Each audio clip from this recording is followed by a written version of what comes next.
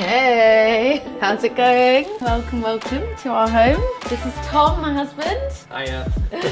Here you've come to ask about our birth plan and what's happening. Yeah, come on in. Should we go? Let's go to the kitchen. It's a bit more comfortable. We're having a home birth for our second, aren't we, Tom? Yeah, we are. So that's going to be quite different from the first time.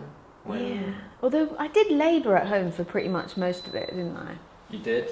I'm touching touching the cooker and it doesn't like me. Yeah, no, that's true. We were here a lot of the time and then kind of rushed off to the hospital at the last minute. I suppose hopefully this time, all being well, we won't have to jump in a taxi and you can just keep going. How are you feeling about the home birth though? Like really? No, I'm relaxed at the moment, but then on the day it might get a bit nervy at times, I suppose. Yeah. Now you're telling me this. I've not heard this before, by the way. Well, yeah. Obviously, but I because it's new. I think what you've got to remember is you've seen more births than I have. Like I've only seen one, and we did it a certain way. So I suppose this is just a different way. Yeah, I'm relaxed as things stand, and I suppose you know that if we need, we've got help. We can get help. Yeah. So I think that's been the most important thing as well. Is like not being like we're having this home birth and there's no other alternative. It's like we're both open to anything happening, and that's what I've been teaching this whole last 4 years. So I feel like I need to embody that, even though there's a part of me that kind of wants to not even think about anything else other than the home birth. It's really been important for us, and our doulas helped us have those conversations as well. Definitely. It feels, yeah. How are you going to be different this time? I don't think you want me all over you during it, so I think there's a kind of like give you your space, but there if you need. Yeah. Like there's practical things that I can do, so it's like obviously preparing the space, keeping you nourished. It's going to be good. I mean, I'm a bit of a clean freak, so I'm slightly concerned about all the mess, all the mess.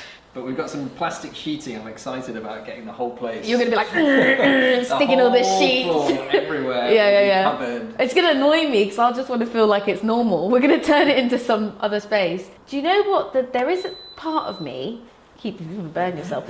There's a part of me that's a little bit nervous that, like, with the first birth, we almost like you didn't really even think about your role. You were just like yourself, and that's kind of why it worked, right? Whereas with this one, I know so much, you know so much. It almost feels like I'm a bit worried that might change the dynamic. Yeah, it's like there does maybe feel a bit of pressure. It almost can't be what it was because so much has changed. But I want us to feel like it's a normal day and that we're just ourselves, and you don't suddenly need to be this amazing birth partner, and I don't need to suddenly be this amazing birther. Like, because I wasn't an amazing birth partner the first you time. were in your own best way, but that worked for me. You were asleep, and that's really what enabled the whole process to work so efficiently. Yeah. So maybe you just need to do the same thing again. The things that you talk about in your course and with people you work with is about like calm and the privacy and the relaxation and sort of all of those things that feed the right hormones and emotions. So I suppose doing something too different, I don't think will help us. Yeah. But then I know you also want me to capture some of it. Yeah. So then there's the kind of filming and not being intrusive. Yeah. And sort of making sure we get enough so that you're not stressed that I'm not getting the right pictures for you and for us, but also not being in your face. So I think that's going to be different this time, because I don't even think. I think we got one photo of you labouring at the hospital. That was it. We took anything. No. Here. But then I'm like, that's why it works so well. Yeah. I knew that wasn't right. I explored it, but I knew intuitively it wasn't right. I think if you're taking photos of me, I know you're doing it with a loving eye. You're capturing your baby's birth, and it's coming from such a different place rather than someone's trying to create a narrative or even though I'd get to know the person, I could never get to know them in the same way as I know you. I don't even think I would bat an eyelid with you taking a photo, whereas someone else, I'd feel that presence.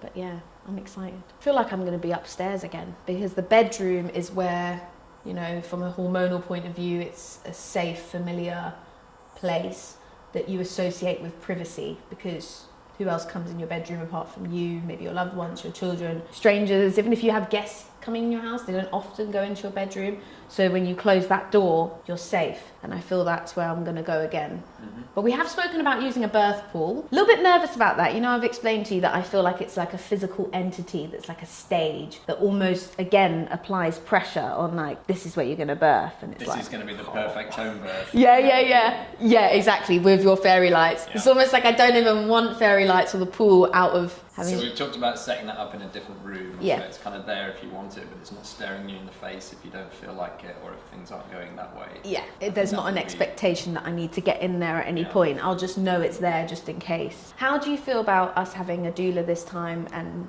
not, you know, we didn't have a doula last time? If we're going to see this through to the end here at home, ideally, then yeah, good having that support, good having somebody here. You But like her again, as well? No, she's Really nice. nice. Yeah, she's lovely. I think it's just going to be They different. crack up together. Like, I'm literally, I said in our meeting, I was like, if I hear you two like cackling and laughing, it's going to irritate me. Don't have too much fun, right? No, I'm joking. You can have fun, but I'll be doing all the hard work. We'll keep it quiet. I really trust her to do it intuitively, and I don't feel like I need to tell her how to do her job at all. But I just need to get out of my doula head as well. That's going to be a challenge. Like, be the mum. Don't be your own doula. Yeah. Just be the yourself. mum giving birth, and allow myself to almost be vulnerable and not be the boss woman in control. Just relax and ease into it, and let it be whatever it will be. You're like, I'm done now. I think that's enough. Get me out. Thank you. Love you. That's Tom. That is like the first time he's actually featured in anything talking. So, thanks, love. Well, yeah, let's give you a tour around. So obviously we've got the kitchen here, which will be, I imagine, I can't really see myself in this space because it's quite light. I also don't associate this place with privacy. We host here. This is like, you know, action-packed zone with Juniper. This is not my calm space. So I can't see myself in here. Let's go. I really liked using water for my first birth. So I was in this shower. What I love doing is like stomping my feet and having the water all over my body and just kind of immersing myself in this like active labouring zone, big vocalizations. So I can really see myself in here again because it worked really well last time. Yeah, I can see it. And I might get in that bath, I'll see. I don't like lying down and it's quite hard to be upright in this bath. So we'll see, but I can really see myself in the shower again and then coming into this space. And like Tom was saying, we're obviously gonna cover all of the floor and like some of the walls, and then I'll bring my birthing ball up here and I can see myself being in this space and this being like my den. Already, like even just being here right now, I feel much more calmer, and that's because it's our sacred bedroom space. So yeah, I really see myself just bossing the labour here and spending the majority of the time here. I'll have my snacks, I'll set up a little snack station, and then I'll be moving on my birth ball. I'll make use of the bed, perhaps on all fours. And then in terms of where I kind of see myself giving birth, it would probably be on a birthing stool, as that worked really well last time. So I can probably see myself giving birth on the birth stool, but obviously open to whatever happens. Do I feel the pressure to have a positive, good birth experience because of what I do? Yes and no. I think that no, because I know that whatever birthing journey I take and whatever happens during this birth, I'm going to learn. And often it's those challenging experiences in life where we really learn about ourselves and we get that deep, rich learning. So for me, it was the positive birth experience I had with Juniper that was the catalyst for this work. This birth might give birth to something completely new. So I don't know, I guess that kind of makes me less fearful. It was like, you know, a lot of you guys know that I had the miscarriage pretty much just before conceiving this pregnancy. And I remember when I knew I was miscarrying that I had this overwhelming sensation and feeling that this is a learning experience, even though it was hard and I was massively in denial. I kept on going for scans, like, no, it's not, like the heart's gonna beat. And I remember like one of the sonographers was like, I can't confirm this is not a viable pregnancy yet because they have to wait like a week. But she could see I was in such like agony. But she was like, look, I can see you're in despair. So she just looked at me like, she couldn't say because that's her job, but she just said, just tell me, is it a viable pregnancy? And she just looked at me like, no, basically, but she couldn't say it. She was just like, with everything, her whole being, she was saying no. And I remember after that, I was like, right, this is going to be a learning experience. It can't be anything else. I need to learn from this. I'm going to grow from this. And I feel the same way about this birth. No matter what happens, it's going to be a learning experience. I'm going to have a story to share. Yes, it might be that we have this amazing home birth, but it also might not be. And I need to practice also what I preach. I'm constantly preaching. It's not what happens. It's not the mode of delivery. So now it's my chance now to really practice that. And that's a big challenge. But I guess to answer your question, do I feel the pressure? Probably more no, now that I've made peace with any outcome. I'm not going to say that it's going to be easy if it's not the birth that I desire. Of course not. But I'll learn from it. God, I sound like I'm going to manifest a terrible birth any minute.